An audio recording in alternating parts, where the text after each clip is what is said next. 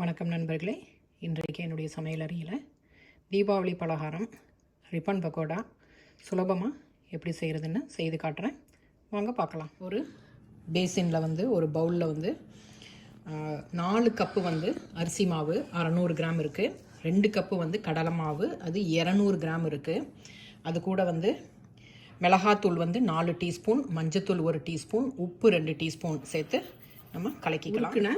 வெண்ணெய் ஒரு 4 table spoon அதையும் அதில் சேர்த்துக்கலாம். கூட ஒரு 50 கிராம் பூண்டு, அதை தோல் எடுத்துட்டு நல்லா அரைச்சி வச்சுக்கோங்க. திப்பியாக இல்லாமல் நல்லா அரைச்சி எடுத்துக்கோங்க. அப்படி இல்லைன்னா ஃபில்ட்ரு பண்ணி எடுத்துக்கோங்க. அது கூட ஒரு 1.5 டீஸ்பூன் சோம்பு பவுடரு, அதுவும் அதே மாதிரி ஜலிச்சு எடுத்துக்கோங்க. அதையும் சேர்த்துட்டு இப்போ தண்ணி சேர்த்து நான் இந்த மாவோடு சேர்க்க போகிறேன்.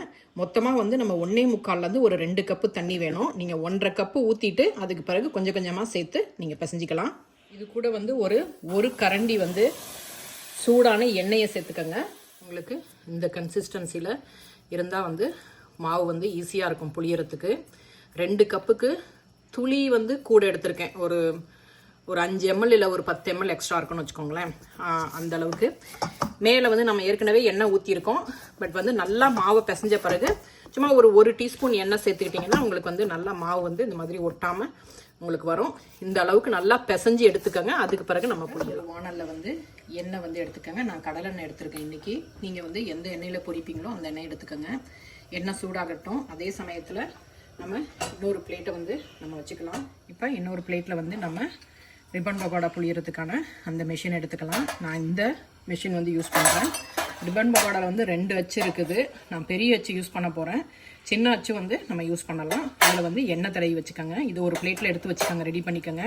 இன்னொரு பிளேட்டில் திருப்பி போடுறதுக்கான அந்த நீங்கள் கரண்டி எல்லாத்தையும் எடுத்து வச்சுக்கோங்க. அப்போ தான் உங்களுக்கு டக்கு டக்குன்னு செய்கிறதுக்கு வசதியாக இருக்கும். ரிப்பன் பக்கோடா அச்சை உள்ளே போட்டுட்டு ஒரு சின்ன சைஸ் உருளையை நம்ம இதில் உள்ளே போட்டுக்கலாம். மாவை போட்டுட்டு நம்ம மாவை மூடிக்கலாம். மாவு எப்போதும் மூடியே வைங்க, இல்லைனா மாவு காஞ்சி போயிடும். அதே மாதிரி மாவு பிசைஞ்சதுமே ரிப்பன் பக்கோடா நம்ம போட்டுறணும். புளிக்க வைக்கக்கூடாது. சான் பார்க்குறதுக்கு ஒரு சின்ன துண்டு மாவு உள்ளே போட்டிங்கன்னா மேலே உடனே அது எலும்பி வந்துருச்சுன்னா எண்ணெய் தயாராகிடுச்சுன்னு அர்த்தம். இப்போ நம்ம புளிய போகிறோம்.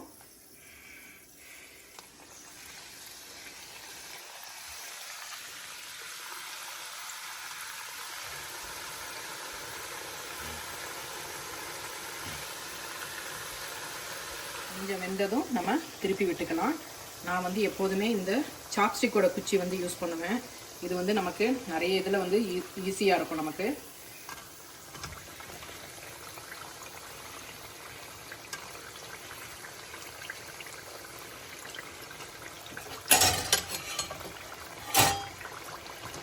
உங்களுக்கு அந்த ஏர் பபிள்ஸு சுத்தமாக நின்றுச்சு அப்படின்னா உங்களுக்கு ரிப்பன் பக்கோடா நல்லா பொரிஞ்சு வந்துருச்சுன்னு அர்த்தம். இப்போ நல்லா ஷேக் பண்ணிவிட்டு கொஞ்சம் இருக்கிற எக்ஸஸ் எண்ணெயையும் நம்ம ரிமூவ் பண்ணிடலாம்.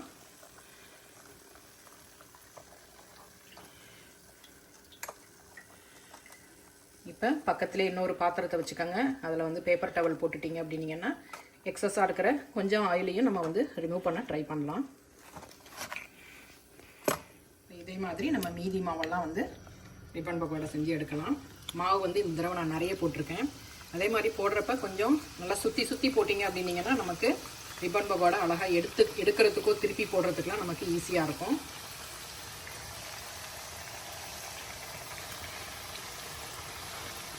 மாவு நம்ம எடுக்கிறப்பவும் கையெல்லாம் அழுக்காகாமல் ஈஸியாக எடுக்கிற மாதிரி பாருங்கள். இந்த மெஷினில் மாவு ஒட்டாமல் ஆயில் ஒட்டாமல் இருந்துச்சு அப்படின்னா ஒரே ஆளாக நம்ம ரொம்ப சுலபமாக நம்ம இதை போட்டு எடுத்துடலாம். அதே மாதிரி ஒவ்வொரு தடவையும் மாவு கீழேயும் மேலேயும் எடுத்து விட்டுருங்க. ஏன்னா ஏதாவது அடைப்பு இருந்துச்சு அப்படின்னா நம்ம அதை கூட ரிமூவ் பண்ணி விட்டுடலாம். ஒவ்வொரு தடவையும் மாவை பிசைஞ்சிட்டு எடுத்துட்டு திரும்ப மூடி வச்சு ஓரளவுக்கு வெந்த பிறகு ஒரு சைடு வெந்த பிறகு திருப்புங்க. அப்போ தான் நமக்கு சுலபமாக திருப்ப முடியும். இல்லைனா உடஞ்சிட்டு போயிடும். இந்த சர்க்கிள் உங்களுக்கு அழகாக சுற்றி ஒன்றோட ஒன்று பின்னி இருந்ததுன்னா இந்த மாதிரி நம்ம இந்த குச்சியை வச்சு ஈஸியாக நம்ம திருப்பி விட முடியும். இப்படி தான் என்னோடய செட்டப் நான் வச்சுப்பேன். அப்போ உங்களுக்கு எல்லாமே ஈஸியாக செய்கிறதுக்கு முடியும். அதே மாதிரி தீபாவளிக்கு வந்து எண்ணெய் பலகாரம் எதுவாக இருந்தாலும் நான் ஒரே நாளில் செஞ்சு முடிச்சிருவேன். ஏன்னா வந்து இந்த பாத்திரங்கள் எல்லாம் நம்ம வந்து அப்படியே திரும்ப வந்து பயன்படுத்திக்கலாம். திரும்ப வந்து நம்ம வாஷ் பண்ணிவிட்டு பண்ண தேவையில்லை. உங்களுக்கு பார்த்திங்கன்னா நான் சொன்ன மெஷர்மெண்ட்டுக்கு இவ்வளோ வந்துருக்குது. இது வந்து உங்களுக்கு பார்க்குறதுக்கு நிறைய இருக்க மாதிரி இருக்கும். ஆனால் வந்து சாப்பிட்றப்ப கடகடன்னு காலி ஆயிரும். செய்கிறதும் ரொம்ப சுலபம், தீக்கிறதும் ரொம்ப சுலபம். உங்களுக்கு இந்த ரெசிபி பிடிச்சிருந்ததுன்னா லைக் பண்ணுங்கள், ஷேர் பண்ணுங்கள், சப்ஸ்கிரைப் பண்ணுங்கள்.